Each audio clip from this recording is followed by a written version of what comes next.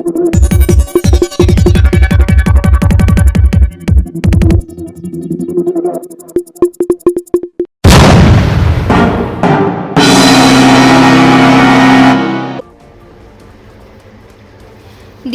5/9/2024 गुरुवार रोजी भारताचे दुसरे राष्ट्रपती तथा शिक्षक डॉक्टर सर्वपल्ली राधाकृष्णन यांची जयंती शिक्षक दिन म्हणून साजरी केली जाते.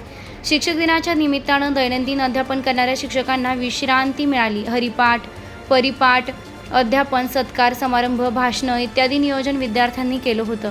संस्था अध्यक्ष म्हणून ओम देवरे, प्राचार्य आदित्य सूर्यवंशी, उपप्राचार्य अक्षरा पगार, शिक्षक म्हणून प्रांजल सूर्यवंशी, तनुजा पवार, आयुष पवार, आरोही सोनवणे, प्रेम शिंदे, रणवीर शिंदे, श्रीश हुळेकर, हिंदवी देवरे, लोकेश देवरे हे बनले होते.